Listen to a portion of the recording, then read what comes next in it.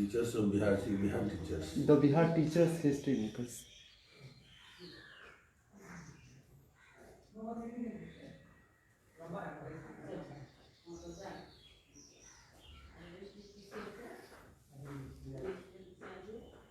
Bihar teachers History.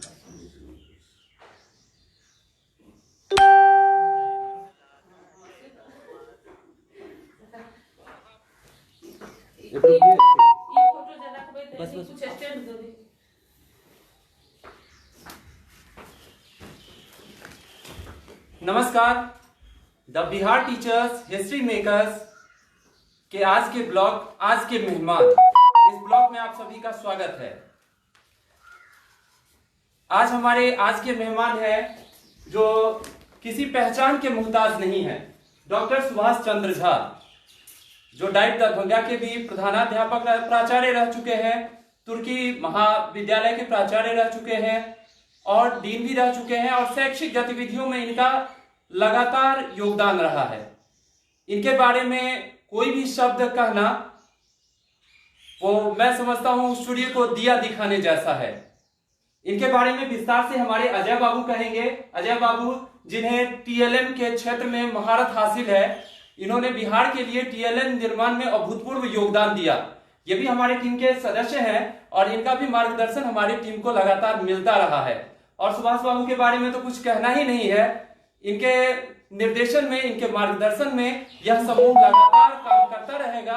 ऐसी अपेक्षाओं के साथ हम अजय बाबू को प्रस्तावित करते हैं कि अजय बाबू सर के साथ दो बात करें और हमारा भी उत्साहवर्धन करें, साथ ही साथ फेसबुक में लाइव आने वाले सभी लोगों को शिक्षा के क्षेत्र में आगे बढ़ने के लिए मार्गदर्शन प्रदान करें।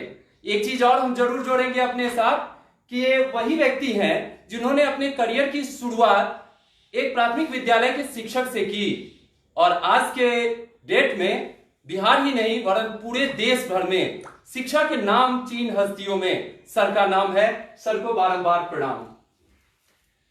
अजय बाबू सर, सबसे पहले हम Bihar teachers history makers group और मेरा मोबाइल मेरी शिक्षा की ओर से हम आपका नमन करते हैं। आप बिल्कुल सर, आपने जो समय निकाला है, आप इतने व्यस्ततम क्षणों में से जो हम लोगों के लिए समय जो चुराया है, आपने जो दिया, यह ग्रुप जो है वो आपके लिए बहुत ही कृतज्ञ है। फिर हम देखते हैं कि आप बिल्कुल सर परिचय का मोहताज नहीं है। आप ही नहीं बल्कि पूरे देश के लिए जो आपने शिक्षा के लिए जो दिशा और दशा दिया, जो बदला है, पूरा देश आपके लिए कृतज्ञता ज्ञापित कर रहा है। सर, हम ये देखना चाहेंगे कि आप जो इस शिक्षा जगत में वो फर्स्ट से लेकर के जो आज तक आपने यात्रा की है, हम सभी सुधी लोगों तक आपके संदेश को पहुंचाना चाहते हैं कि आपने ऐसे माहौल में, ऐसे माहौल से उठ करके जो आपने यहाँ शिक्षा के क्षेत्र में जो इतना बड़ा काम किया है, हम जानना चाहेंगे क्या कि आप के जो प्रारंभिक शिक्षा जो आपने प्राप्त की, उस अपने गांव का, अपने परिवार का शैक्षिक माहौल के संबंध में कुछ हम लोगों को प्रेरणा दीजिए ताकि हम आपके संदेश को श्रोतागण तक पहुंचा सकें। नमस्कार। सबसे पहले इस समूह के सभी सदस्यों को जो लाइव हैं और जो लाइव नहीं भी हैं, उन सभी समूह के सदस्यों को और व्यूअर्स को नववर्ष की हार्दिक मंगल कामना। आज सावित्रीबाई फुले का जन्मदिन है, उसके लिए भी आप सभी लोगों को बधाई। और अजय जी ने जो आपने सवाल किया, मैं बिल्कुल एक साधारण शिक्षक परिवार में मेरा जन्म हुआ है और मैं अपनी प्रारंभिक शिक्षा अपने गांव के सरकारी स्कूल में, जिसमें मेरे पिताजी शिक्षक हुआ करते थे, वहीं पर मैंने अपनी प्रारंभिक शिक्षा प्राप्त की है। मेरे घर में बहुत अधिक पढ़े लिखे लोग इससे पहले नहीं थे। मेरे पिताजी जो मध्यमा शास्त्री परीक्षा पास किए हुए थे, वो शिक्षक थे और उस सरकारी विद्यालय में, जिस जमाने में हम सरकारी विद्यालय में पढ़ा करते थे, वहाँ पर कोई भी सुविधा उस तरह की नहीं थी। मिट्टी के घर हुआ करते थे। वहाँ हम लोग शनिवार को गोबर लेके जाया करते थे वहाँ उसकी निपाई पुताई करने के लिए। और वहीं पर वहाँ कक्षा 1 से 5 तक की पढ़ाई थी। वहाँ हमने प्राथमिक विद्यालय हमने पूरी की है।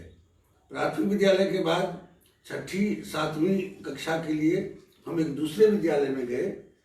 बगल में मध्य विद्यालय एक था, महसाजान गठुल्ली केवटी ब्लॉक में। वहाँ पर हम मिडिल स्कूल परीक्षा पास किए। उस जमाने में मिडिल स्कूल में भी बोर्ड परीक्षा हुआ करता था 7वीं कक्षा में।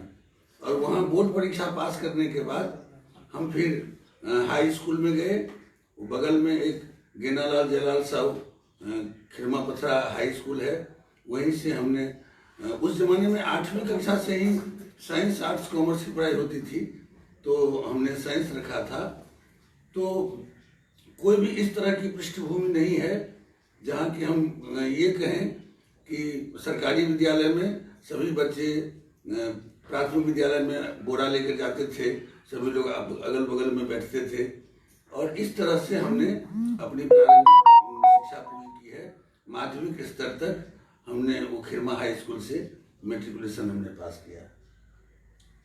जब आपने प्रारंभिक कक्षाओं को पास किया और फिर उच्च स्तरीय शिक्षा को प्राप्त करने के लिए हाई स्कूल में आपने कदम रखा, आपके क्या कुछ कटु मधु अनुभव जो है आपका प्रारंभिक कक्षाओं से लेकर क्या आपको यहाँ पर अभी सरकार बहुत सी सुविधाएं दे रही हैं, वस्त्र दिए जा रहे हैं, कपड़े दिए जा रहे हैं, छात्रवृत्ति दी जा रही है, उसके बाद हम कहते हैं पुस्तकें दी जा रही हैं।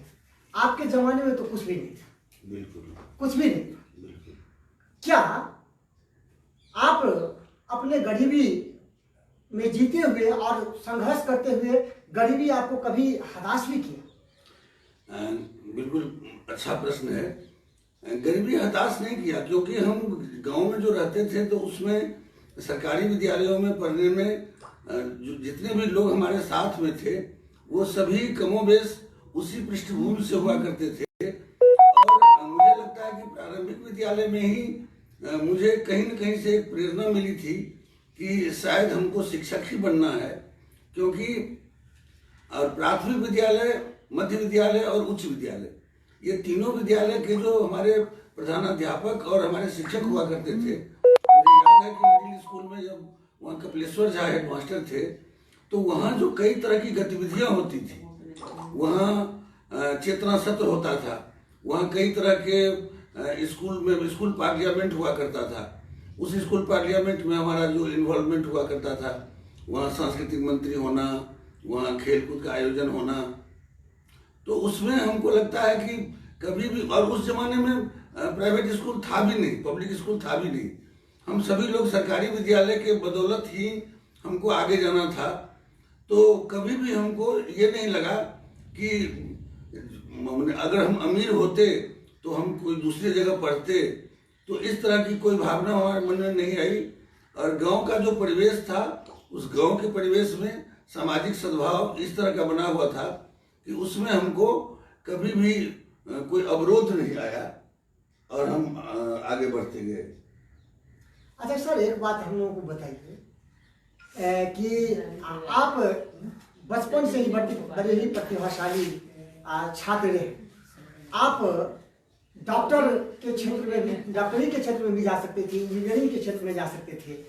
आपने जो ये शैक्षिक दुनिया को जो आपने अपने गले से लगाया है, इसके पीछे आपका क्या उद्देश्य? ये है क्या कि हम लोग जिस जमाने में पढ़ा करते थे तो पढ़ाई का एक जो उद्देश्य है, हमसे जो बड़े भाई हैं वो बड़े भाई इंजीनियरिंग कॉलेज में पढ़ते थे, लेकिन कभी भी मुझे ये नहीं लगा कि अगर बड़े भाई इंजीनियरिंग कॉलेज में पढ़ रहे हैं तो मुझे भी शायद डॉक्टर होना चाहिए।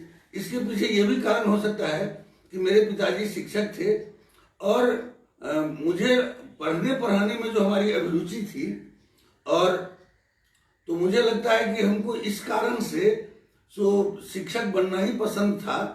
दूसरी बात क्या है कि शिक्षक बनना नहीं बनना उस जमाने में मेट्रिकुलेशन में आप पास किए और लोग साइंस, आर्ट्स, कॉमर्स, गार्जियन बिना किसी उद्देश्य के पढ़ाते चले जाते थे। जब हमने एमए पास किया तो एमए पास करने के बाद हमारे पिताजी की इच्छा थी कि आप टीचर्स ट्रेनिंग कर सकते हैं, आप बीएड कर सकते हैं। और उस जमाने में बहुत सारा कॉलेज जो वित्त रहित महाविद्यालय खुला हुआ था।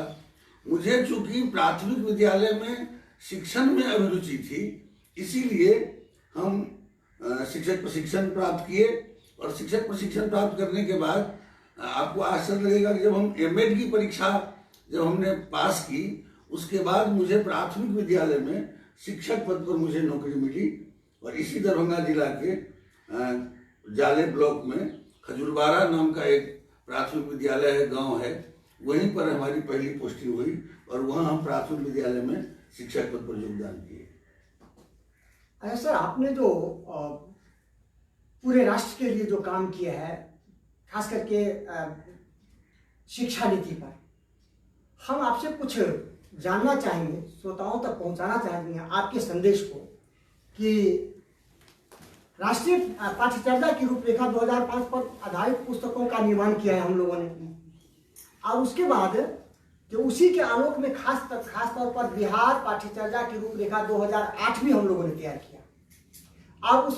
और उन पाठ्यचर्याओं पर आधारित हमने पाठ्य पुस्तकों की तैयारी की और उसके अनुसार हमने रणनीति भी तैयार की है। सर, आप 2020 राष्ट्रीय पाठ्यचर्या की रूपरेखा 2020 को जो हम लोगों ने तैयार किया है, माने राष्ट्र ने जो तैयार किया है, हम उसके संबंध में जानना चाहेंगे कि इसमें और विगत पाठ्यचर्याओं में क्या कुछ भिन्नता है, क्या कुछ असमानता है, अथवा क्या हमने आवश्यकता महसूस की जो हमको 2020 बनाने की जो एक तो है क्या कि जो हम लोग समय समय पर अपनी पाठ्यचर्याओं को तय करते हैं, उसी क्रम में जो है हम जानना चाहेंगे क्या कि पिछली पाठ्यचर्याओं से इसमें क्या कुछ नयापन है, और उन नयापन को जो है सो हम अपने पाठ्य पुस्तकों के निर्माण में अथवा बिहार के संदर्भ में स्पेशली हम जानना चाहेंगे कि क्या बिहार के लिए कुछ खास है, अथवा इसके बाद भी बिहार को 2008 की तरह भी फिर अपनी पाठ्यचर्या तैयार करनी पड़ेगी। निश्चित रूप से ये अभी बिल्कुल समकालीन समसामयिक प्रश्न है। ये राष्ट्रीय शिक्षा नीति 2020 जो पिछले वर्ष जो इसी कोरोना के दौर में जिसको मैंने पास किया गया और अब उस पर काम करने की जरूरत है।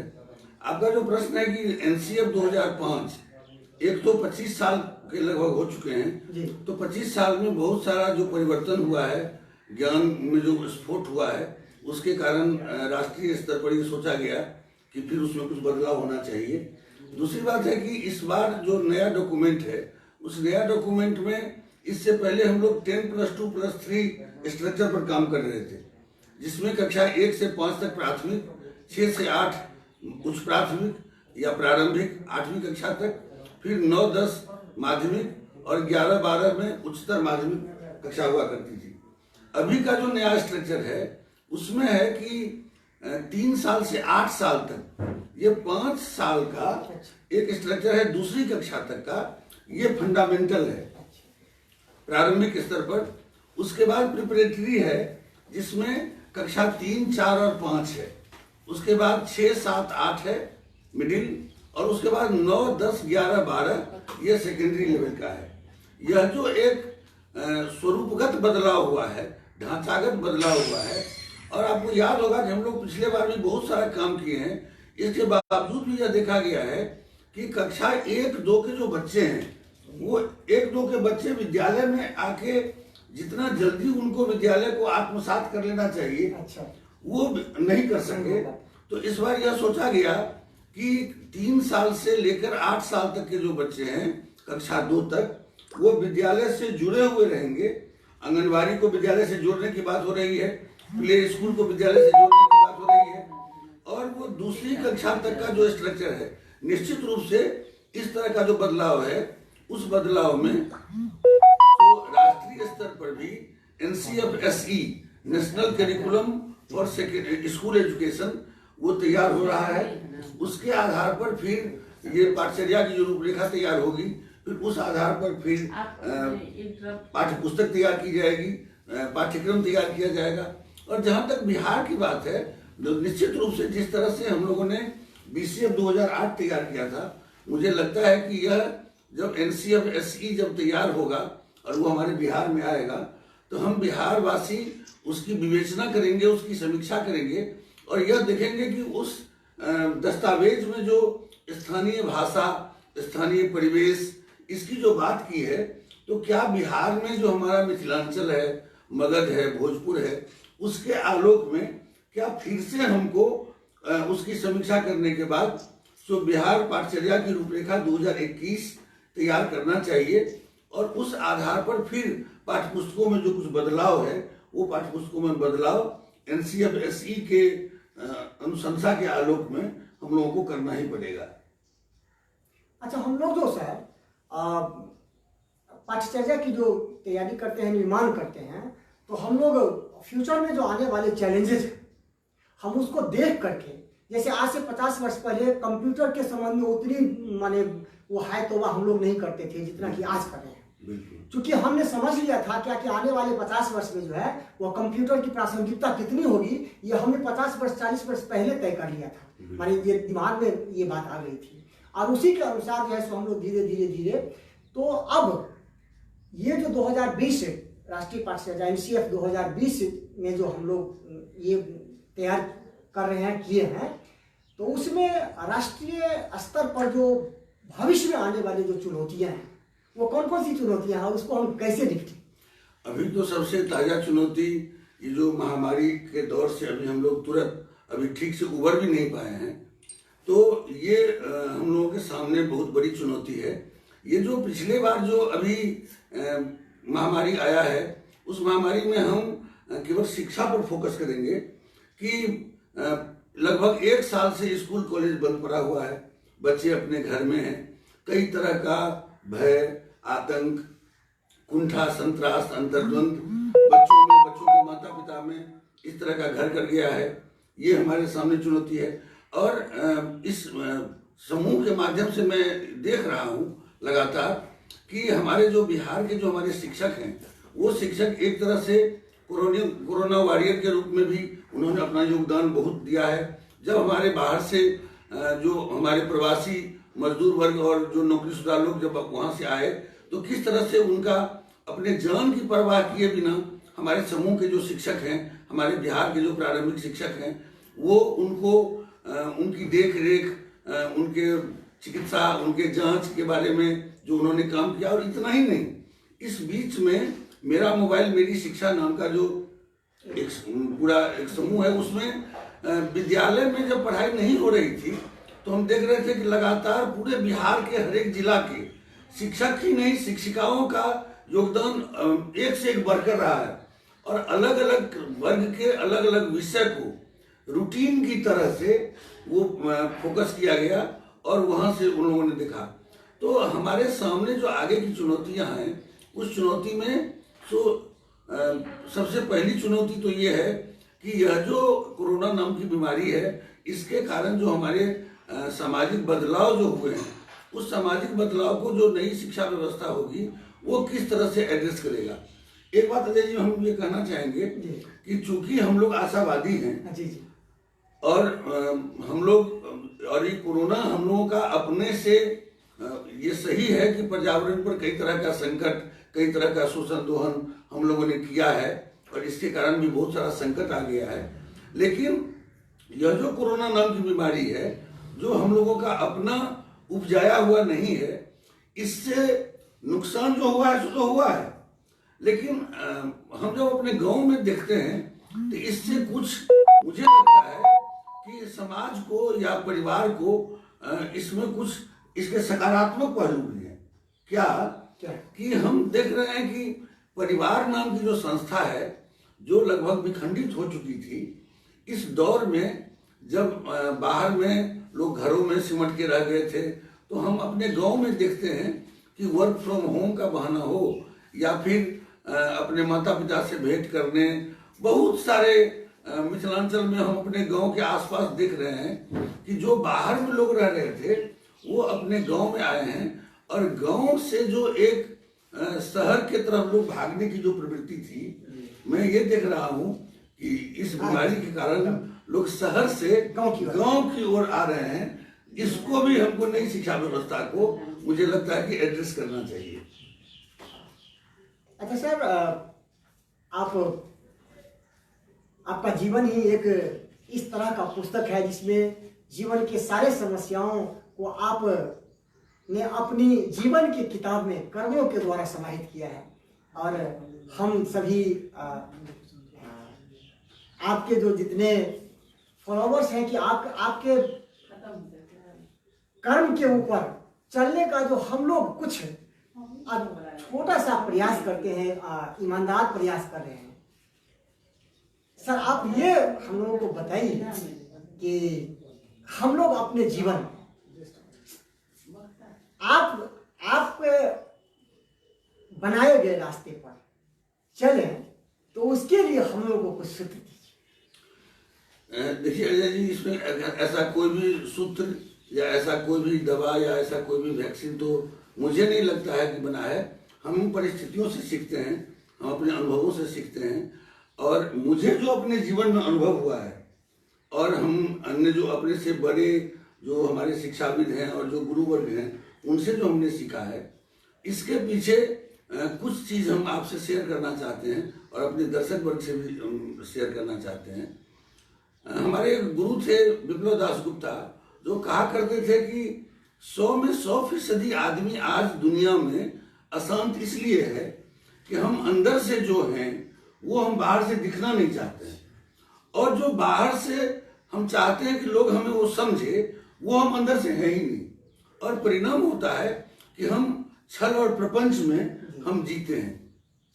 तो और होता क्या है कि हम दूसरों को खुश करने के लिए हम अनिच्छा से भी, हम इच्छा नहीं रहते हुए भी, हम दूसरे को तकलीफ हो जाएगी, दूसरे को क्रिटिसाइज करेंगे, दूसरे की बात को हम नहीं मानेंगे, तो हम उनको खुश करने के लिए हम कह देते हैं कि हाँ बहुत अच्छा आपने कहा। जबकि कहा जाता है हम लोगों के यहाँ शिक्षा शास्त्र में और खास करके प्रशिक्षण शास्त्र में कि डोंट प्रूव, PROVE, कभी भी अपने आप को प्रूव मत कीजिए, ऑलवेज इम्प्रूव, उसमें IM लगा दीजिए। कहने का मतलब यह है कि हम आमतौर पर हम एक दूसरे से, चाहे पति पत्नी हो, बाप बेटा हो, बाप बेटी हो, या स्कूल के शिक्षक प्रधानाध्यापक हो, चाहे शिक्षा पदाधिकारी हो, शिक्षक हो, हम एक दूसरे से इसलिए उलझते हैं कि हम चाहते हैं कि हम जो कहते हैं वही बात अगला आदमी मान ले और हम अपनी बात को प्रमाणित करें। प्रधान सचिव हुआ करते थे अमरजीत सिन्हा जी, वो कहते थे कि कभी भी मिस्टर परफेक्शनिस्ट बनने की चेष्टा मत कीजिए, क्योंकि दुनिया में कभी कोई परफेक्शनिस्ट होगा नहीं है। जिस दिन हम ये मान लेंगे कि हम परफेक्शनिस्ट हो गए हैं, उस दिन हमारी मृत्यु हो जाएगी, हम आगे कुछ सीख नहीं सकेंगे। तो मुझे लगता है कि एक जीवन के जो सूत्र हैं उसमें हम जिस भी क्षेत्र में हैं उस क्षेत्र में हमें एक जुनून, एक पागलपन, एक कुछ कर पाने की जो अंदर एक संकल्प, दृढ़ संकल्प होना चाहिए। दूसरी बात क्या है कि हम कोई भी काम करते हैं तो उस काम को एक योजना बनाकर हम काम करें, और वह जो योजना हो उसमें इतना लचीलापन हो कि हम जब वो काम करते रहते हैं तो काम करते समय हम उसकी समीक्षा भी करते रहें, और जहां कहीं लगता है उसमें कोई बदलाव की जरूरत है तो हम वो बदलाव करते रहें। सफलताओं से तो हम सीखेंगे, हम असफलताओं से भी हम सीखते चले जाएं, और इस तरह से ये पूरा का पूरा जो जीवन है वो चरई वेती के जैसा है, और हम दीवानों की तरह, हम पागलों की तरह, हम एक जुनून की तरह हम अपने काम में लगे जाएं, बिना यह सोचे कि दूसरा आदमी हमें क्या कहता है, क्या मानता है, और हम कितना सफल होते हैं, असफल होते हैं। हाँ, एक आत्मसंतुष्टि जरूर मिलनी चाहिए कि हम जो काम कर रहे हैं एक सक्रिय जीवन और एक निष्क्रिय जीवन। तो मुझे लगता है कि इस जन्म में हम को जो भी भूमिका ईश्वर ने तय किया हुआ है उस भूमिका को निर्वहन करने में हम अपने हिसाब से हम उसको तय करें, और यही मुझे लगता है कि जीवन का वह पथ क्या पथिक कुशलता क्या, जिस पथ में बिखरे सूल न हो, और नाविक की धैर्य परीक्षा क्या, यदि धाराएं प्रतिकूल न हो। तो प्रतिकूल परिस्थिति में भी हमें ये सीखना चाहिए और इस तरह से हमें आगे बढ़ते जाना चाहिए। अजय जी आपको एक बात याद है सर, प्रदीप, भारत रत्न प्रदीप के एक गीत का एक छोटा सा अंश है कि जब हम बैठे थे घरों में वो झेल रहे थे गोली। बिल्कुल बिल्कुल, है ना। तो आपने जो, हम लोग बिल्कुल कहीं ना कहीं आनंद कर रहे होंगे, और आप रात दिन जग करके जो है सो हम लोगों को जो इस तरह से ये किया। हम कहते हैं कि हम अपनी ही बनाई गई दुनिया में बसते हैं, बिल्कुल, और हमारी दुनिया हमारे विचारों का परिणाम है। हम जो आज सोचते हैं वो कल की हमारी दुनिया तय होगी।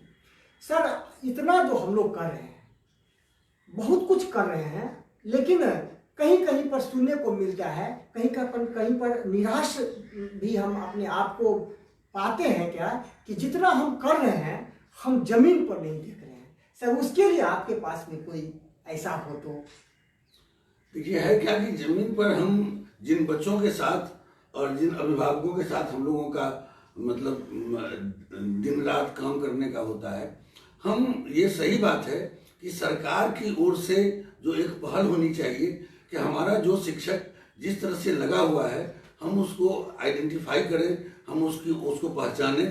तो वो तो सरकार करने रही है। शिक्षा विभाग के जो पदाधिकारी हैं वो पदाधिकारी अपने जो शिक्षा तंत्र है उस शिक्षा तंत्र में उलझा हुआ है।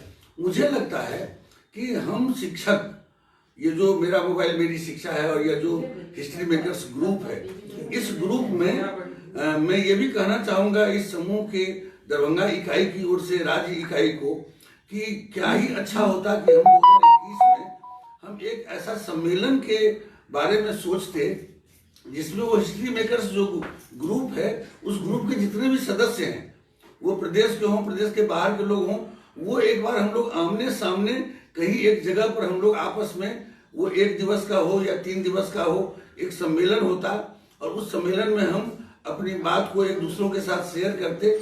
तो मुझे लगता है कि हम शिक्षक एक दूसरे को अगर हम पीठ ठोकें, एक दूसरे को अगर हम बधाई दें, यही हमारा मोटिवेशन का मुझे लगता है कि सबसे अच्छा उपाय हो सकता है। हम दूसरों से अपेक्षा ना करें, क्योंकि अपेक्षा करने से कष्ट ही कष्ट है, और न हम दूसरों से अपेक्षा करें और न हम दूसरों की अपेक्षा के लिए जिए। हम अपने हिसाब से, हम ईश्वर ने जो हमें काम दिया है उस काम को हम अपने हिसाब से करें।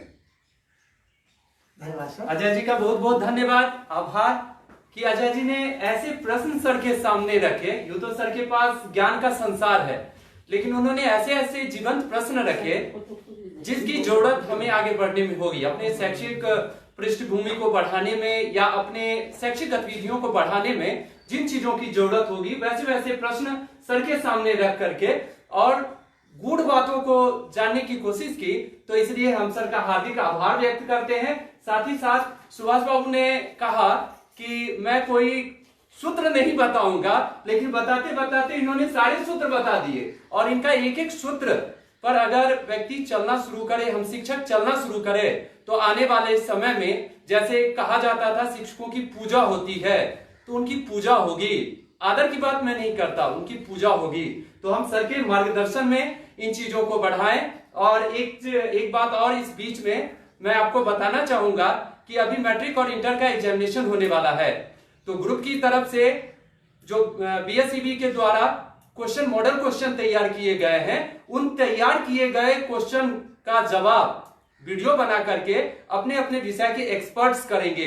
तो इस तरह की घोषणा हम सर के सामने करते हुए अपने आप को मजबूत पा रहे हैं, क्योंकि सर ने कहा कि हमें प्रूफ नहीं करना है, हमें इंप्रूव करना है। तो इंप्रूव करने की दिशा में ये सार्वजनिक घोषणा ग्रुप की तरफ से मैं सारे दर्शक बंधु को करता हूं। अब मैं आगे आमंत्रित करना चाहूंगा मीरा दीदी को। दरभंगा की कमान संभाली हुई है the Bihar teachers history makers group की तरफ से, मेंटर भी हैं, साथ ही साथ राज्य पुरस्कार से सम्मानित है। एक बार जरा आप लोग गौर से देखने की कोशिश करेंगे, ये तो एक एग्जाम्पल है जो दीदी को राज्य पुरस्कार मिला हुआ है। लेकिन राष्ट्रीय शिक्षा के क्षेत्र में भी इनकी काफी भूमिका रही है।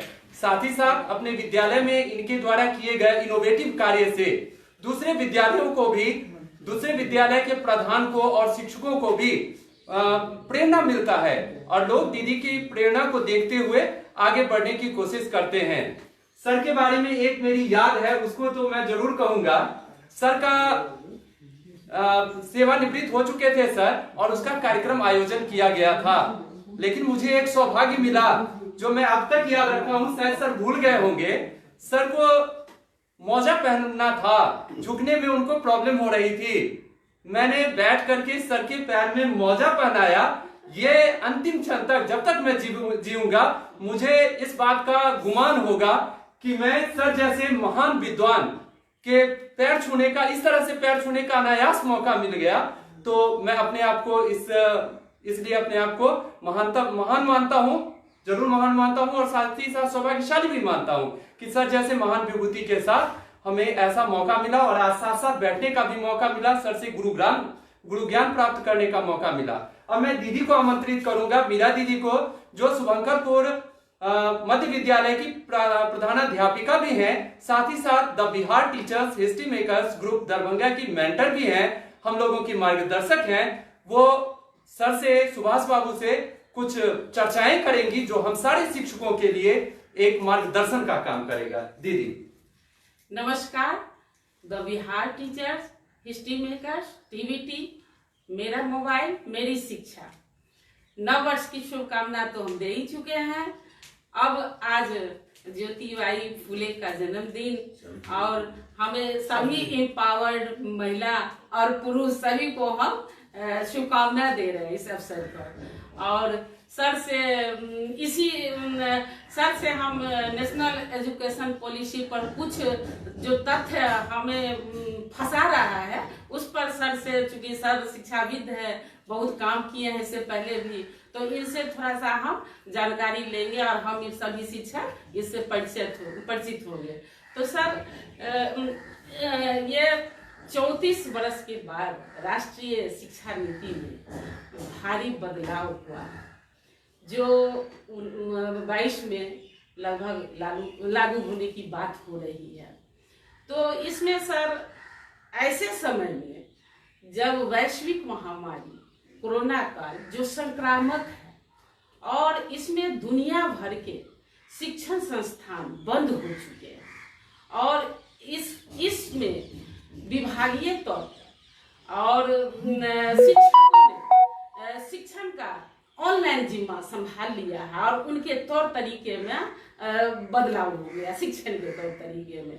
तो सर, इस तरह हम राष्ट्रीय शिक्षा नीति में इस समय लागू होने वाली है, तो हम इसमें देख रहे हैं सर कि पहले जो थी कि 1 से 3 तक की कक्षा में मातृभाषा की बात होती थी, पहले भी होती थी, लागू नहीं हो पाता था। लेकिन अब जो है सर, ये कानून हो गया है कि 1 से 5 की कक्षा में एक क्षेत्रीय भाषा। तो सर, ये तो ठीक है, लेकिन थोड़ा 2 बात मुझे समझ में दिक्कत है कि मातृभाषा, पहले थी बात की मातृभाषा, अब है कि एक क्षेत्रीय भाषा हो। तो सर, जैसे कि हमारे यहाँ, हमारे मिथिलांचल में सर, 8वीं सूची में मैथिली दर्ज, तो हमारा तो क्षेत्रीय भाषा वही हो जाएगा। लेकिन सर, इसके अलावा भी कोई भाषा है जो बच्चे अपने घर परिवार से लेकर आते हैं, तो हम शिक्षक कैसे सर उसको निपट पाएंगे? तो सर, आप बिल्कुल, बहुत अच्छा प्रश्न है। राष्ट्रीय शिक्षा नीति 2020 में इस पर विस्तृत चर्चा की गई है कि जो स्थानीय भाषा, क्षेत्रीय भाषा, मातृभाषा और बहुभाषा, तो इसमें कहा गया है क्या कि बच्चे जब विद्यालय आते हैं तो उसके घर की जो भाषा है, उसके घर की भाषा, जिसको हम लोग मैथिली कहते हैं, 8वीं अनुसूची की भाषा, वो मानक नहीं भी हो सकता है। वो अपने घर से जो बच्चा सीख के आता है, एक ही स्कूल में बहुत सारे बच्चे हैं। एक बच्चा है जो अपने यहाँ, जिसको हम लोग भैंस बोलते हैं हिंदी में, वो महिष बोलता है। दूसरा है उसी क्लास में जो भैंस बोलता है, और तीसरा है जो भोई बोलता है। एक शिक्षक को उस तीनों ही शब्दावली का अनुभव होना चाहिए, और जो बच्चा भोई बोल रहा है उसको भी ये सम्मान मिलना चाहिए कि वह जो बात बोल रहा है वो सही बोल रहा है। तो उसके साथ साथ इस दस्तावेज में यह भी बात की गई है कि ऐसा भी हो सकता है कि उस कक्षा में ऐसे बच्चे भी हों जिसके परिवार में मल्टीलिंगुअल अप्रोच हो, मतलब उसके परिवार में कोई एक भाषा के साथ साथ दूसरी भाषा का भी अधिक इस्तेमाल हो रहा हो, मल्टीलिंगुअल। तो उसमें मैथिली, हिंदी, अंग्रेजी सब मिला हुआ भाषा हो।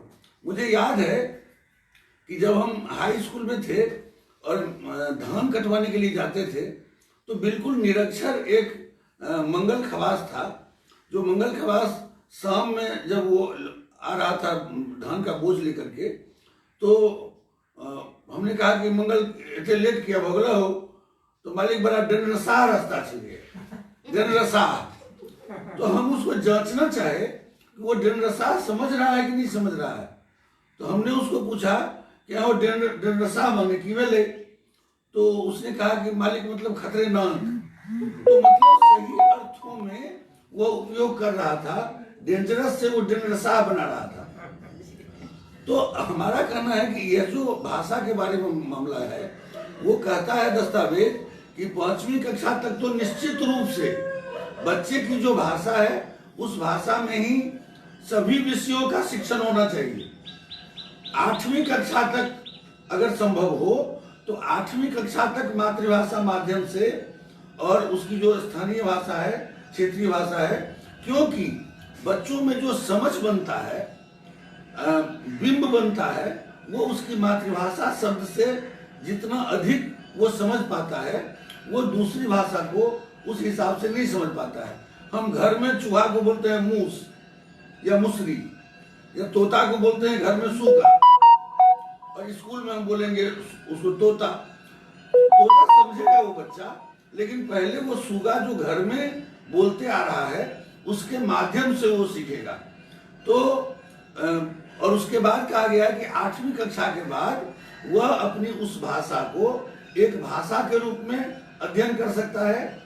उसमें हम रात में जब अध्ययन कर रहे थे तो एक जगह ये भी लिखा हुआ है कि जरूरत पड़ने पर बच्चों के लिए द्विभाषी पाठ्य पुस्तक भी तैयार की जा सकती है।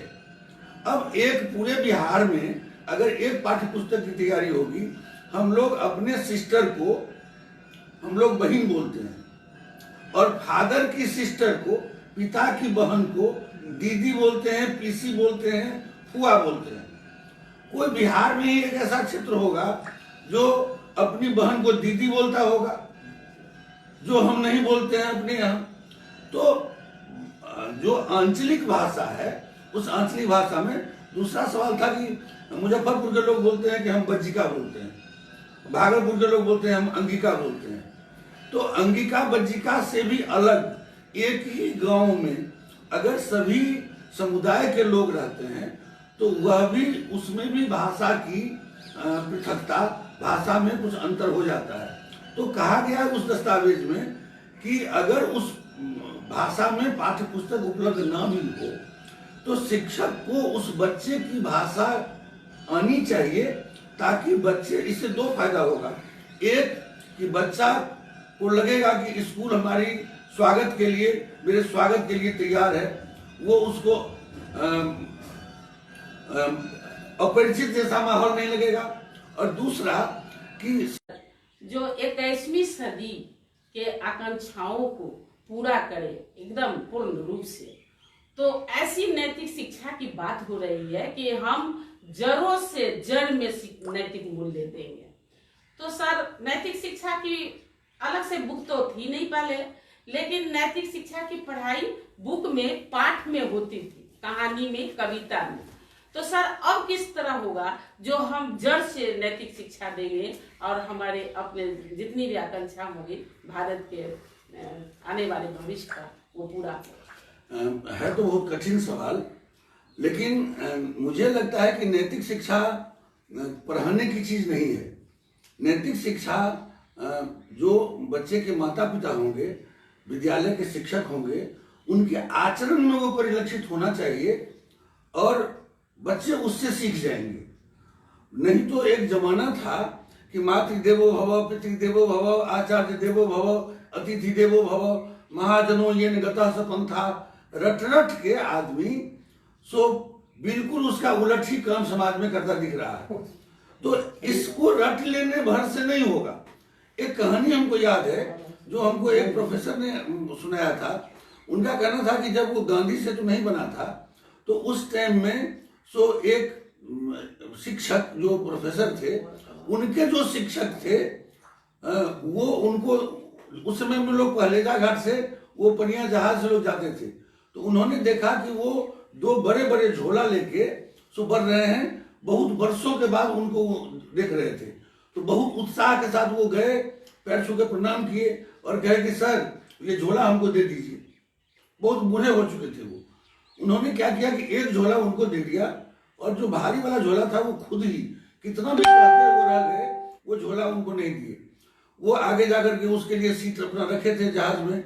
उसके बाद जब वहाँ रेलिंग पकड़ के खड़ा हो गए, जब वहां पहुंचे तो उनके जो गुरु थे, शायद सुदर्शन सिंह या क्या नाम था उनका, तो उन्होंने उनको कहा कि कासिम, तो तुमको हम दूसरा झोला जो नहीं दिए तो तुमको तकलीफ हो गई, तो जानते हो हमने जो तुमको झोला दिया वो मेरा झोला था और मैं तुम्हारा गुरु हूँ। दूसरा झोला जो था सो इन बूढ़े का था और वो मेरे गुरु हैं और ये झोला उनका था। ये झोला हम तुमको कैसे दे देते? तो कहने का मतलब क्या है कि हम आचरण में, हम होता क्या कि घर में हम बच्चे को बोल देते हैं, कोई आदमी आता है मिलने के लिए, कहते हैं कह दो पापा नहीं है। कोई मोबाइल से कोई फोन करता है, हम पत्नी को या दूसरे को कह देते हैं मोबाइल से, कह दीजिए हम नहीं है। इस तरह का जो अवमूल्यन है नैतिक शिक्षा में, तो नैतिक शिक्षा का मुझे लगता है कि यह जो अप्रोच बदला है उसमें हम सोचते क्या है, हम जो कहते हैं वो चाहते हैं दूसरा करे, लेकिन हम जो कहते हैं वो खुद हम नहीं करेंगे। मतलब लिखा रहता है सिगरेट स्वास्थ्य के लिए हानिकारक है, फिर भी आदमी पी रहा है और पढ़ा लिखा आदमी पी रहा है। तो मुझे लगता है कि नैतिक शिक्षा के बारे में जो एक बदलाव के बारे में सोचा जा रहा है, वो ये सोचा जा रहा है कि हम इस तरह का एक वातावरण का निर्माण करें कि घर में माता पिता हों, और यह जो कोरोना का दौर है उसमें शिक्षा व्यवस्था के लिए मुझे लगता है कि हम शिक्षकों का प्रशिक्षण या बच्चों के लिए जो हम मोबाइल से कर रहे हैं तो कर ही रहे हैं, हमें बच्चों के माता पिता को भी एडुकेट करना चाहिए। और मेरा मोबाइल मेरी शिक्षा को मुझे लगता है कि एक पैकेज हमको सोचना चाहिए बच्चों के माता पिता के लिए कि इस कोरोना के दौर में हम अपने बच्चों को, बच्चे जब घर से बाहर नहीं जा रहे हैं, हम बच्चों को किस तरह से बच्चों के साथ व्यवहार करें, बच्चों को किस तरह से प्रोत्साहित करें, बच्चों को किस तरह से मोटिवेट करें, ताकि हमारा जो उद्देश्य है बच्चों को पढ़ाने का अपने फोरम के द्वारा या सरकार जो चाह रही है उसमें बच्चों के माता पिता का सहयोग हमें प्राप्त हो। सर अभी जो आपने बताया तो आप लगा कि नैतिक मूल्य की बात पहले भी किए होंगे और अकेले पड़ गए होंगे। अभी मदन जी ने कहा कि हमने मोजा बनाया, तो सर शायद इस चीज को अगर शिक्षक प्रोत्साहित करते होते कि हम एक बार बोलते हैं कि गोपाल तो हमारे लिए 100 बच्चा आ जाता है, हाँ क्या मैडम क्या सर, तो इस चीज का मूल्यांकन अगर हम पहले किए होते तो शायद नैतिक शिक्षा जड़ से हो ही जाता। और मदन जी ने तो चर्चा किया है और आपने तो सर किया है, लेकिन आप अकेले पड़ गए होंगे। तो सर और आपने कहा है कि सही में आचरण में होना चाहिए। हमें एक पढ़ा था सर प्रसंग कि शिक्षक जो मेरे पोशाक से भी लोगों को शिक्षा मिले, मेरे भाषा से भी लोगों को शिक्षा मिले। तो सर बहुत अच्छा बात कहे हैं और हम घुमा फिरा कर सर हम शिक्षकों को ही सीखना है, बहुत आवश्यक है और बाकी है अभी उसको हम लोग पूरा करेंगे सर। इसी में फिर हम आगे बढ़ते हैं सर कि नेशनल एजुकेशन पॉलिसी में यह कहा गया है सर कि वर्ग कक्ष में शिक्षण की बात आज तक होती आई, अब जो है ऑनलाइन शिक्षण भी हमारे टीबीटी बिहार टीचर्स ग्रुप और विभागीय भी दे रहे हैं।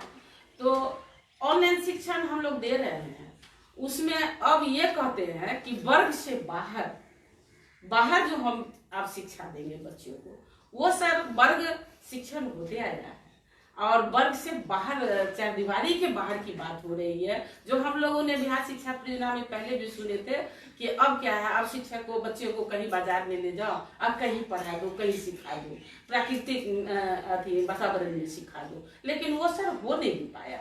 तो हम लोग TLM तक TA तक हम लोग थोड़ा एक्टिविटीज लेकर के हम लोग चले, उससे भी थोड़ा सा तो उपलब्धि हुई ही, लेकिन अब सर चारदीवारी के बाहर की बात है, तो वो कैसे लर्निंग होगा? बिल्कुल अच्छा है क्या कि अभी जो वर्तमान अप्रोच है, उस अप्रोच में कहा जाता है कि हम बच्चों को समस्या समाधान सिखाएं। बच्चों को जो टीचर सेंटर्ड जो टीचिंग थी कि शिक्षक पढ़ाते थे और क्लास में ही बच्चों को हम उसका प्रश्न उत्तर तक बता के और कहते थे कि रट के ले आने के लिए याद करके ले आओ।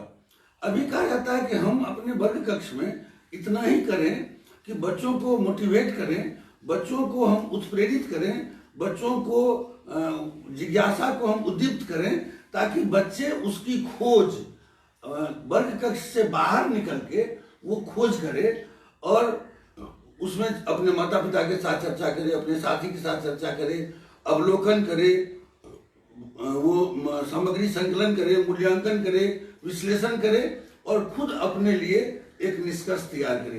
दुनिया में कोई भी ज्ञान का निष्कर्ष कभी भी स्थायी नहीं होता है, वो परिवर्तनशील होता है, वो बदलते रहता है। इसलिए जब भी कभी कोई सीखना होता है, वो सीखने में लचीलापन होता है। तो यह जो वर्तमान व्यवस्था है, उसमें शिक्षा के लिए निश्चित रूप से ये चुनौती है कि बच्चों से प्रोजेक्ट वर्क करवाएं, बच्चों से परियोजना कार्य करवाएं, बच्चों को जो वर्ग कक्ष में हम पढ़ाते हैं, उदाहरण के लिए कि अगर बच्चों को हम विद्यापति की लिखी हुई बरसुख सार पाउलतु तीरे पढ़ाते हैं, तो बच्चों को हम टास्क ये दें कि विद्यापति की लिखी हुई या किसी भी दूसरे कवि की लिखी हुई 5 नचारी का संकलन करके लाओ। तो वो वर्ग कक्ष से बाहर हमने उसको पढ़ाया बरसुख सार पाउलतु तीरे और उसको कहा हमने उस तरह का संकलन करके लाओ। हम कहेंगे 10-12 मासा लोकगीत का संकलन करके लाओ। तो वो वर्ग कक्ष से बाहर वो खुद से खोजे, खुद से वो तलाश करे और उसमें उसको एक संतुष्टि मिलेगी। ये हमको लगता है कि इस तरह का बहुत अच्छी बात सर। तो ये जो है वर्ग कक्ष से बाहर जाने का है कि हमको अब तो वही फिरा गया जो हमारा एजुकेशन पॉलिसी में दे रहा है कि जब हम शिक्षक वर्ग से बाहर जाकर शिक्षण प्रदान करेंगे तो निश्चित रूप से हमारे जो वंचित वर्ग है, जो आर्थिक है, शैक्षिक है, सामाजिक है, वे बच्चे हमारे यहाँ नामांकित होते हैं, उनको हम जान पाएंगे सर। और उससे भी सर वंचित वर्ग हमारे वर्ग में आकर उनका परिभाषा बदल जाता है। वहां से तो ये 3 चीज लेकर आते हैं, लेकिन हमारे वर्ग में आते हैं तो वर्ग कक्ष में हमें कुछ बच्चा सीखने के स्तर में कमजोर दिखते हैं, कुछ शारीरिक रूप से कमजोर दिखते हैं, और कुछ बच्चे रंग भेद में दिखते हैं, कुछ साइज में आकार में दिखते हैं, कुछ HIV अभी सर एकदम ज्वलंत समस्या है सर। कुछ HIV परिवार से बच्चे होते हैं जिसको लोग कैसे ट्रीट करते हैं। अभी तो कोरोना का उसमें कोरोना पीड़ित बच्चे भी जो अनाथ हुए हैं वो भी तो जाएंगे उसमें। तो इस तरह जो विभिन्न भाषाई बच्चे भी होते हैं, अन्य क्षेत्र से भी आते हैं, अन्य स्टेट से भी कभी कभी आते हैं। तो वैसे बच्चे जो है सर इस तरह के मतलब इतने विभिन्न हमारे क्लास में जब मिल जाते हैं बच्चे, तो हम शिक्षक सर इसमें कहा गया है कि हमको इस पर कमांड करना है और अगर इस तरह हम देंगे तो हमारी उपलब्धि सही होगी, हमारी राष्ट्र की प्रगति होगी। वो कैसे सर? मुझे लगता है कि शिक्षक के लिए, हम सभी लोगों के लिए ये चुनौती तो है, लेकिन यह एक अवसर भी है, क्योंकि इतनी जो विविधताएं, इतनी डाइवर्सिटीज हमारे वर्ग कक्ष में है, तो हम जो इसको एक समस्या मान रहे हैं, हम इसको संसाधन क्यों नहीं माने। और जितने तरह के बच्चे हमारे पास हैं, हम अगर ये भ्रम में हैं कि मेरे पास कोई खजाना है और हम सबको सिखा देंगे, तो ये इस भ्रम में न रहें। ये सारे बच्चे जो हमारे पास हैं, जितना तरह का आपने वर्णन किया, वो चाहे वो जाति हो, समुदाय हो, धर्म हो, चाहे रंग हो, चाहे उसकी परिस्थितियां हो, उन परिस्थितियों में हम एक दूसरे को कैसे हम रहना सिखाएं, एक दूसरे के पास जो उपलब्धि है, एक दूसरे के पास जो ज्ञान है, उसको हम एक दूसरे से कैसे इंटरेक्शन करवाएं और हम भी सीख लें। हम उन बच्चों से भी, जो कई तरह के बच्चे हैं, अभी कुछ बच्चे जो उनके माता पिता बाहर में रह रहे थे रेगुलर और नहीं आते कुछ बच्चे, बिल्कुल, और वो घर आ रहे हैं। दूसरी बात, इससे पहला जो प्रश्न था उसके साथ हम सभी बच्चों के लिए एक होमवर्क नहीं रख सकते हैं। एक जो मछली पालन के उद्योग से जुड़ा हुआ बच्चा है, उसको जब हम कोई वर्ग कक्ष से या पाठ्य पुस्तक से बाहर का कोई टास्क देंगे, तो हमें ये देखना होगा कि उसका जो माहौल है, उसका जो परिवेश है, वो किस प्रकार का परिवेश है। उसी परिवेश से जुड़ा हुआ हम कोई एक ऐसा परियोजना कार्य देंगे जो आप अपने अगल बगल में जो विभिन्न प्रकार की मछलियां पाई जाती हैं, उन मछलियों के बारे में लिख के लाइए। एक बात कर रहे हैं, इस तरह से हमारे पास बहुत सारा ऐसा संसाधन हो सकता है। निश्चित रूप से यह सरल नहीं है, लेकिन हम शिक्षक अगर इसमें एक योजना बनाकर काम करें और उसकी समीक्षा करते चलें, तो हमें पता चलेगा कि कितनी उपलब्धि हमें मिल रही है, और उसी तरह से उस योजना में फिर परिवर्तन होते रहेगा हमेशा।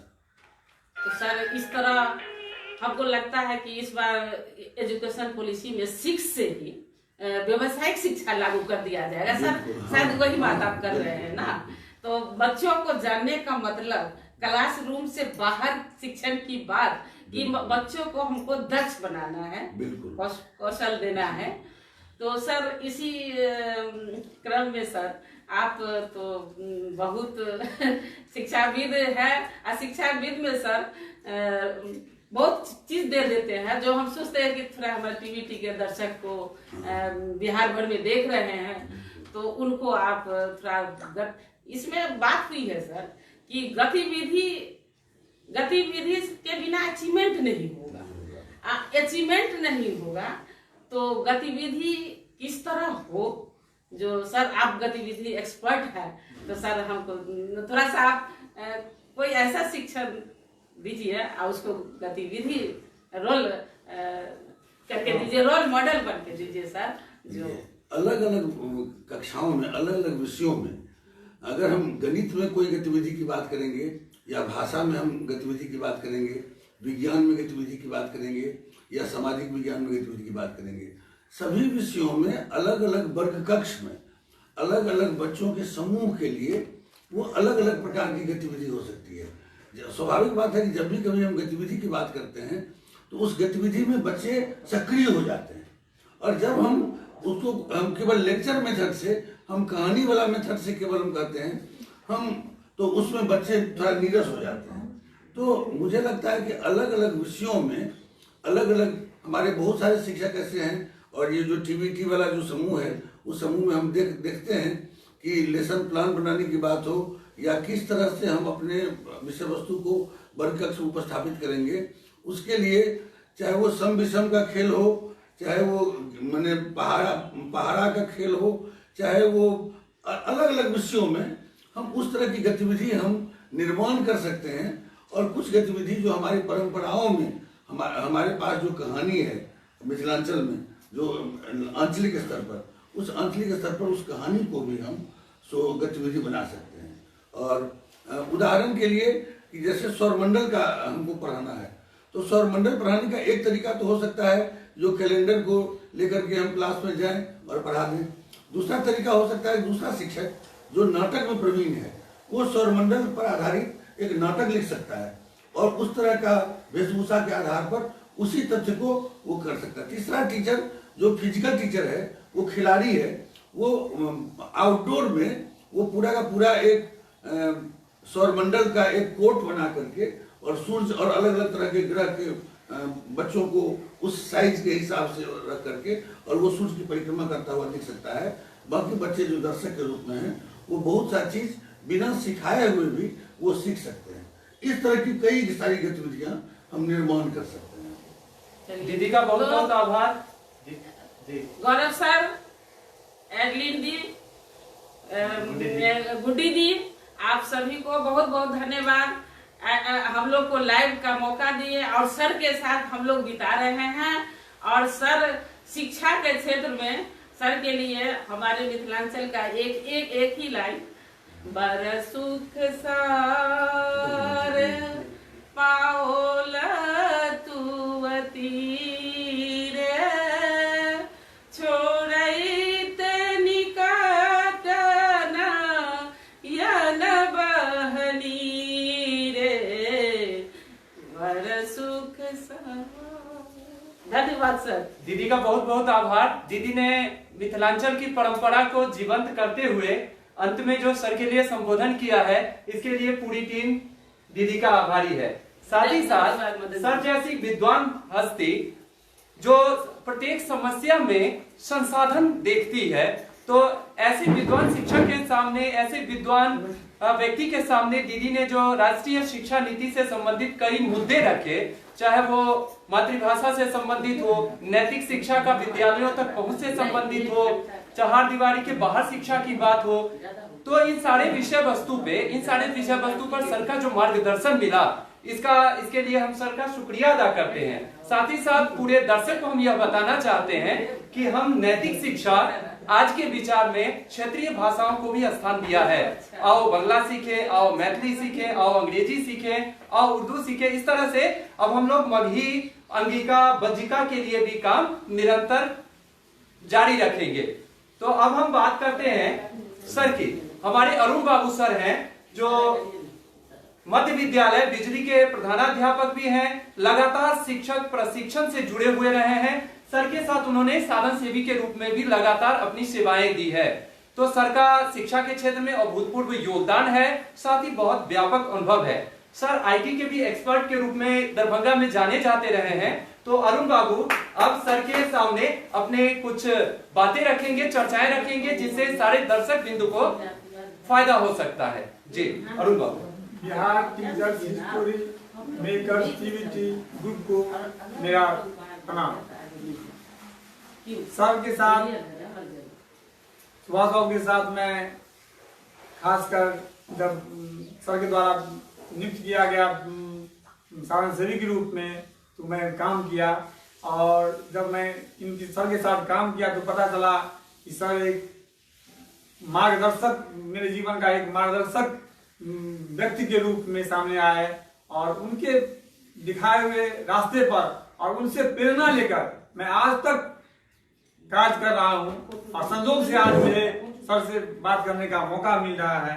तो मैं सर से बहुत सारी बात करता रहा हूं पहले से ही, लेकिन आज के कोविड के दौर में एक चीज, टेक्नोलॉजी का युग आ गया है।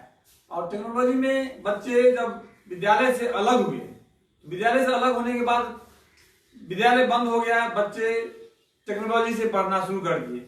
उस दौरान कुछ बच्चे जो आज संजोग से सर के मुखारबिंद से मैं सुना, मुझे याद नहीं था कि आज सावित्री बाई फुले का जन्म तिथि है, जो खासकर पहली बार महिला शिक्षिका के रूप में वो कार्य की और महिला को शिक्षित करने का एक बीड़ा उठाई।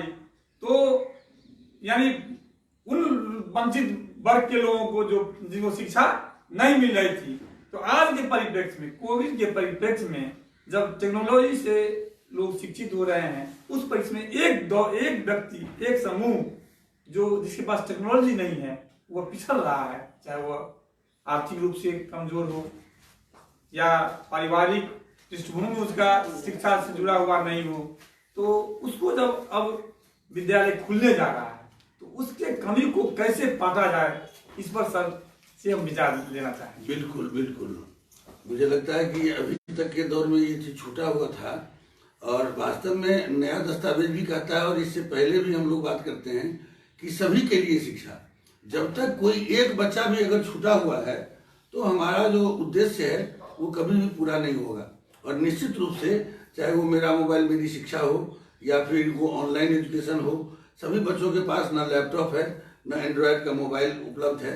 और अब सामने जब कल से जब विद्यालय खुलने जा रहा है तो बहुत सारी चुनौतियां हमारे शिक्षकों के सामने हैं। अभी जो हाल में एक तो टीकाकरण का जो दौर है, तो पहले तो मैं ये चाहूँगा इस फोरम के द्वारा, इस माध्यम से, कि सरकार इस पर ध्यान दे कि जब भी कभी ये टीका आता है तो सबसे पहले जो हमारे शिक्षक वर्ग हैं, जो कोरोना वॉरियर हैं, तो पहला जो टीका का जो पहला जो डोज जितना जल्दी से जल्दी हमारे शिक्षकों को मिल जाए वो शिक्षक को मिले, और फिर उन जो बच्चे हैं हमारे विद्यालय के, उन विद्यालय के बच्चों को वो टीका मिले ताकि वो निरापद रह सकें। कल से विद्यालय खुलने जा रहा है। अब दूसरी चीज है चुनौती कि इतने दिनों तक कुछ बच्चे जो ऑनलाइन एजुकेशन का लाभ ले चुके और कुछ बच्चे जिनके पास वो संसाधन नहीं था, दोनों को हम कैसे एक तरह से, अभी आने वाले मार्च में एनुअल एग्जाम होने वाला है, कैसे हम दोनों को एक साथ लेकर के हम आगे बढ़ेंगे, ये कहना आसान है, न करना आसान है।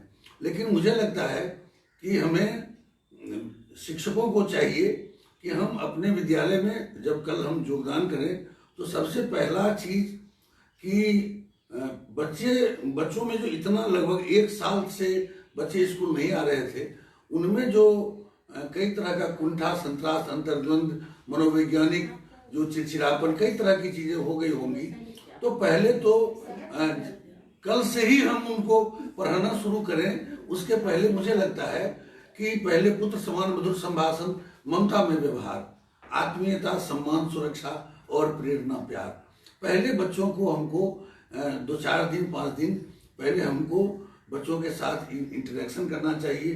कैसे उन्होंने वो समय बिताया इतने दिनों तक, उनके साथ हम लोग बातचीत करें, और उसके बाद उसी बातचीत से मुझे वो उपाय नजर आ सकता है कि क्या उस कक्षा में ऐसे कितने बच्चे हैं जो उस दौरान अपने जो पाठ्य पुस्तक है उस पाठ्य पुस्तक को वो मेरा मोबाइल मेरी शिक्षा के माध्यम से या दूसरे माध्यम से उन्होंने कुछ अध्ययन किया है, और फिर दूसरे बच्चे जो उससे वंचित रह गए हैं उनको किस तरह से हम उसके लिए योजना बनाएं, और योजना बनाकर हम अभी जो आने वाले समय में जो वार्षिक परीक्षा है उसके लिए हम उसे तैयार करें।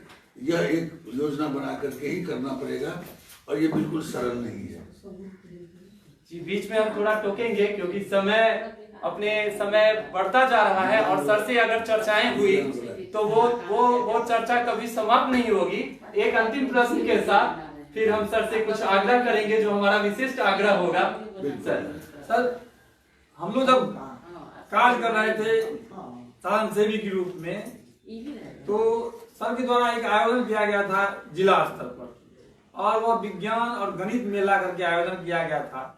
तो जब गांव से एक शिक्षिका को लाना था और उसके साथ बच्चों को लाना था, और हम लोग जब आए अपने अपने कार्य को करके, जब इस मेला में पहुंचे तब पता चला कि सर के द्वारा कितना सुंदर कार्य किया गया है। बहुत सारे लोग बहुत सारा चीज बना के लाए थे, तो पता चला कि वास्तव में हम लोग विज्ञान की दुनिया में आ गए हैं। बच्चे सीखने शुरू देखते देखते सीखने लगे।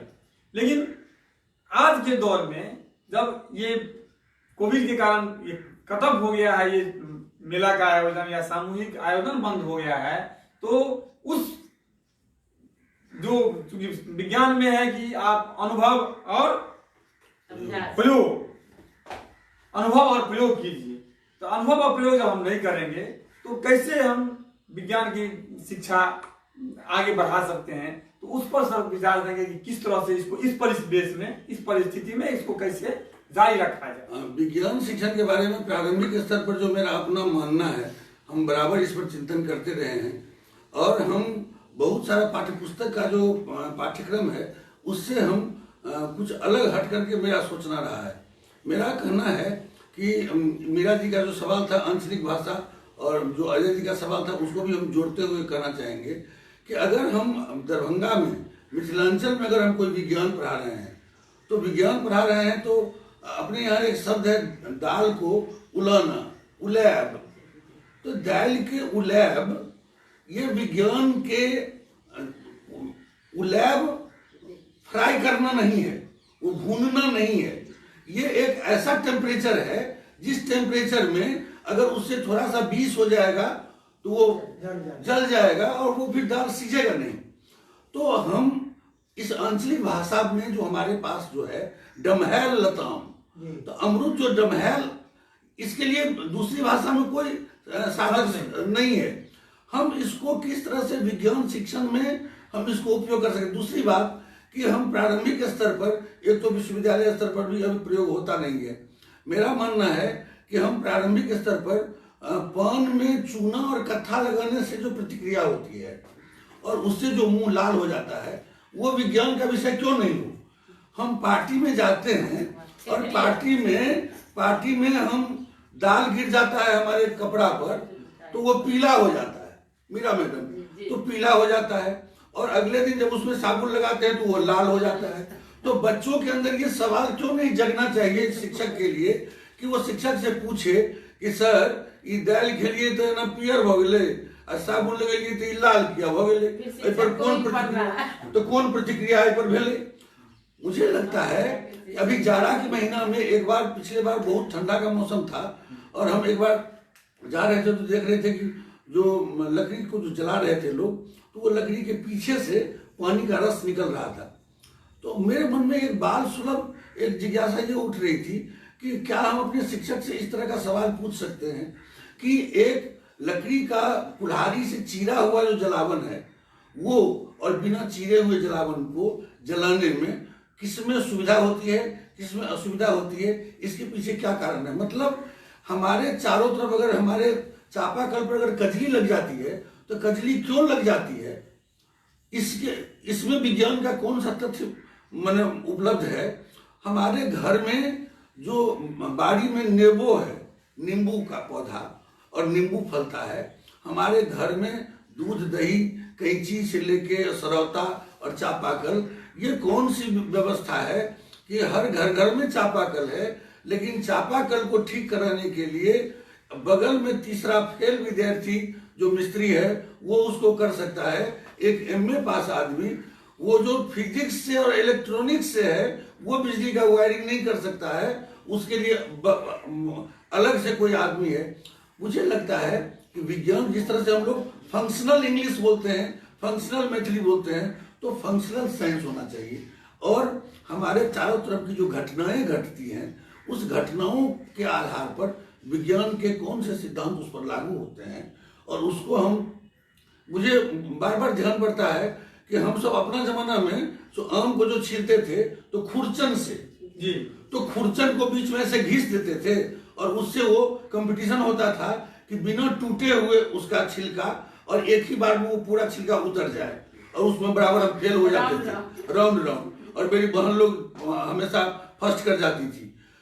हम वह जो पहला पीढ़ी के कोई आदमी रहा होगा जिसके दिमाग में ये उपज रहा होगा कि इसको ऐसे घस देंगे तो ये खुरचन का काम करेगा, छीलने का काम करेगा, हम उसको साइंटिस्ट क्यों नहीं माने। मछली मारने के समय में जो तरेरा होता है, जो पानी ऐसे मछली खाती है और ऐसे छिप लेता है मछली, तो इस तरह की कई सारी घटनाएं हमारे आसपास में आज भी हैं जो विज्ञान के सिद्धांत के आधार पर है। और हम शिक्षकों को चाहिए होगा अरुण जी कि हम अपने जिला के अपने बच्चों के लिए हम आंचलिक विज्ञान की पुस्तक कैसे लिखें जिसमें हमारे मैथिली और हमारे चारों तरफ की जो घटनाएं हैं और बच्चे को वो बड़ा आसान लगे, बड़ा मजेदार लगे और वो बच्चा उसके साथ रूबरू हो, बच्चा उसके साथ प्रयोग करे और फिर नए सिद्धांत का प्रतिपादन करे। अरुण जी आपका प्रयोग तो हुई है, आपका प्रयोग बंद नहीं हुआ। अरुण जी का बहुत बहुत धन्यवाद। अरुण जी ने इतना मार्मिक प्रश्न रखा, इतना मार्मिक प्रश्न रखा कि सर ने सहज में बता दिया कि बच्चों के अंदर जिज्ञासा की उत्पत्ति कैसे हो। अब तो शिक्षकों के भीतर भी जिज्ञासा उत्पत्ति की बात हो रही है क्योंकि लोग किताबों तक सिमट गए हैं, लेकिन किताबों से बाहर निकलेंगे तभी हम बच्चों के अंदर जिज्ञासा विकसित कर सकते हैं। सर ने अपने अनूप उदाहरण से इन सारी चीजों को हम सबके सामने रखा। सर को इसके लिए हम हार्दिक आभार व्यक्त करते हैं। सर विद्वान के साथ साथ, विद्वता के साथ साथ सर बहुत बड़े कलाकार भी हैं। ये मैंने पहले जिक्र नहीं किया था, मैंने इसको बचा कर रखा था कि एक समय पर सर से मैं प्रार्थना करूंगा कि अपनी कला प्रतिभा, जो सर ने बहुत सारी किताबें, सर के द्वारा लिखी गई किताबें हैं, उन किताबों में से कोई एक कविता जो शिक्षकों के लिए हो, अगर वो हम लोगों के सामने रखे अपनी भाषा में, तो हम लोग धन्य धन्य हो जाएंगे और हमारा यह कार्यक्रम भी बिल्कुल सफल हो जाएगा। तो सर से एक नम्र निवेदन कि अपने द्वारा लिखित एक कविता आप दर्शक के साथ साथ हम सब लोगों को सुनाए। सर जरूर। इस कविता का शीर्षक है मुझे गर्व है कि मैं शिक्षक हूँ। थोड़ी लंबी कविता है और इसको बिल्कुल निष्प्रिय भाव से इसको सुना जाएगा। मैं शिक्षक हूँ, मैं शिक्षित हूँ, लेकिन पहले शिक्षार्थी हूँ। मैं शिक्षक हूँ, मैं शिक्षित हूँ, लेकिन पहले शिक्षार्थी हूँ। शिक्षा प्रेमी, शिक्षा साधक, शिक्षा सब कुछ भिक्षार्थी हूँ। शिक्षाहित अर्पण तनमन धन, शिक्षाहित अर्पण तनमन धन, शिक्षा कन कन रग रग तर्पण। शिक्षण, अन्वेषण, चिंतनरत, लेखन, अध्ययन, विश्लेषणरत। शिक्षाहित प्रतिपल बेचैनी, कुछ कर पाने को आतुरता। है कौन जो ये सब है करता? कैसी शिक्षा, किसकी शिक्षा, क्यों परेशान हो उठता है, बिन कहे सोचता रहता है। कभी नवाचार तो क्रियापरक, शिक्षण, शिक्षक, शिक्षालय तक, शिक्षाक्रम और कभी अभिभावक।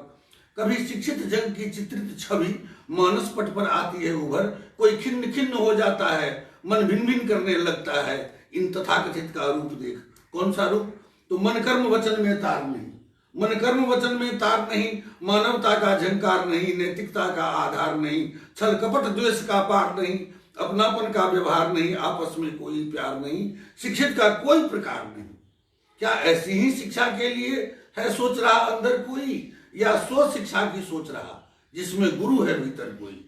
है कभी खींचता झुंझलाता, बेकार रहा है सोच कोई, है समझ रहा कि यह चिंतन है व्यर्थ और कुछ ना हुई, फिर भी शिक्षा शिक्षा शिक्षा। शिक्षा ईश्वर, शिक्षा मुक्ति, शिक्षा प्रकाश अंतर ज्योति। मौलिक शिक्षा, कौलिक शिक्षा, नैतिक शिक्षा, यौगिक शिक्षा, बौद्धिक शिक्षा, अथवा अभी जो चल रही है हिंदी शिक्षा, गिनती शिक्षा, मिनती शिक्षा, कायर शिक्षा, फायर शिक्षा, कपटी शिक्षा, झपटी शिक्षा, भारी शिक्षा, हारी शिक्षा, कच्ची शिक्षा, बच्ची शिक्षा, उल्टी शिक्षा, पुल्टी शिक्षा, ऐसी शिक्षा, वैसी शिक्षा, शोषण शिक्षा, पोषण शिक्षा, रूखी शिक्षा, भूखी शिक्षा।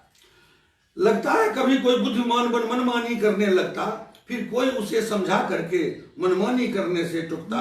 नहीं मुझे कुछ सूझ रहा, लगता है कभी मैं पागल हूँ, फिर मैं को खोजने लगता हूँ, तब भी मैं कुछ ना बुझ रहा। लगता है तभी कहता है कोई, मानव तन भीतर अंतर मन, जहाँ बुद्धि विवेक अज्ञान ज्ञान, यह स्वविकास जब होता है, शिक्षा अनुपम मिल पाता है, अज्ञान दूर हो जाता है, अंतः आलोकित होता है, मिलती है तभी एक आत्मदृष्टि, स्पष्ट सोच, मौलिक विचार, एक दिव्य दृष्टि, निर्मल पूर्वाग्रह, मुक्त भाव, निष्पक्ष, निर्भीक, निशंक तेज। होती है नहीं अपेक्षा, फिर कोई माने बात नहीं माने, औरों की भी कोई बात अगर आती है समझ तो झट माने, क्योंकि कोई सतत सीखता रहता है, कोई सतत सिखाता रहता है, कोई सतत देखता रहता है, कोई सतत समझता रहता है, कोई पढ़ता है, सुनता है, कोई बुनता है, बुनता है, कोई बच्चों से, युवा से, बूढ़ों से, औरत से, कभी पशु पक्षी से, जड़ चेतन से, कोई सतत सीखता रहता है, कोई सतत सिखाता रहता है।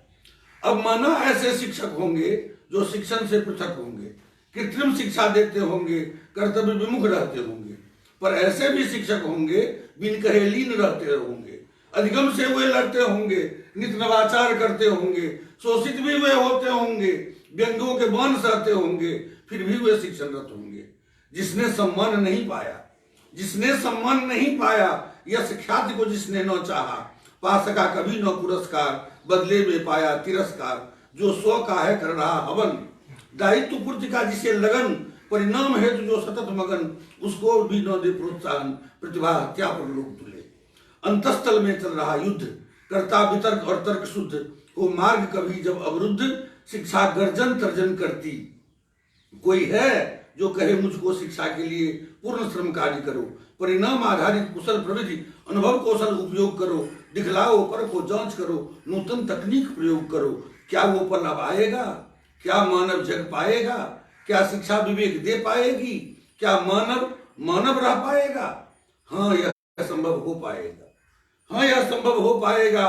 शिक्षा विवेक दे पाएगी, मानव में मानवता होगी। यदि हम शिक्षक प्रण ले ठान, स्वर्ग धरा पर उतर पड़ेगी। हम शिक्षक हैं राष्ट्र निर्माता, हम हैं जग के भाग्य विधाता। शिक्षार्थी है मेरे प्राण, जग में हमसे कौन महान।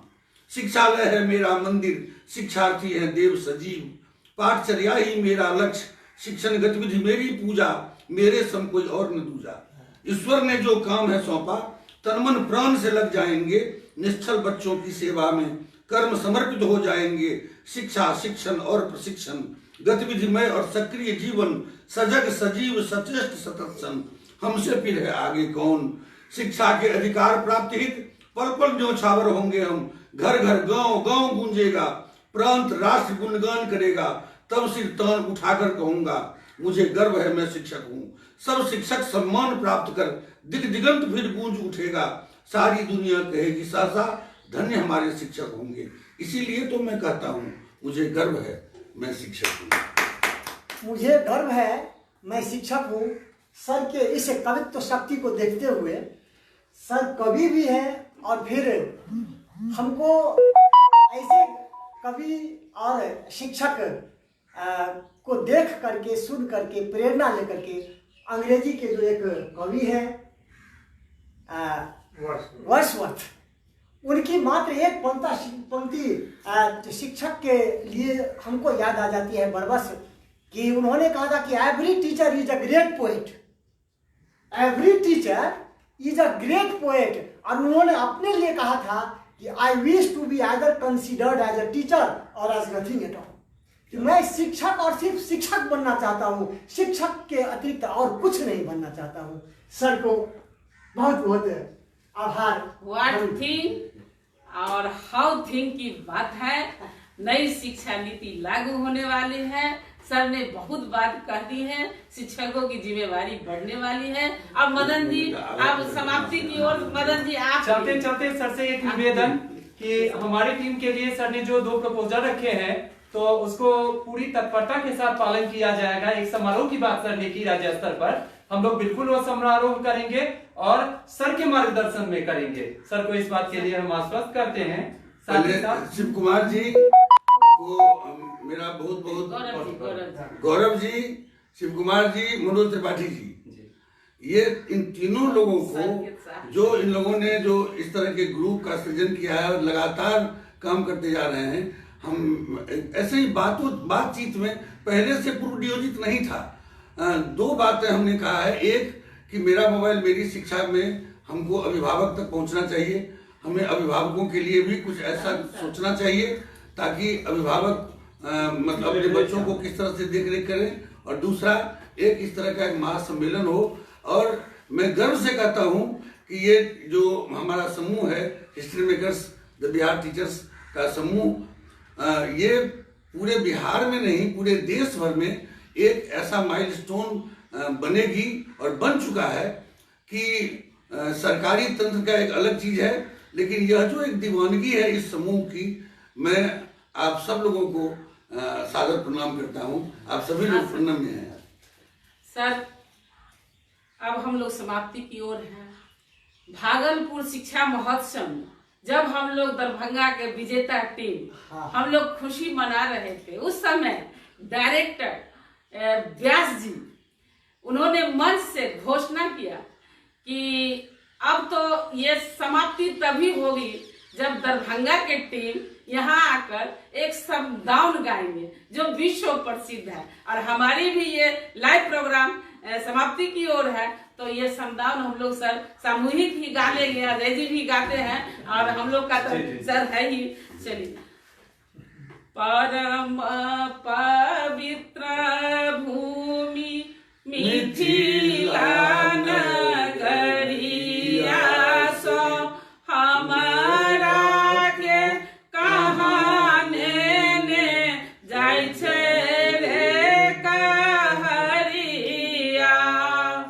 केरवा कदम गाछ पीपर कनक पात सुंदर सब बन दूर होइ छै रे कहरिया एहन पवित्र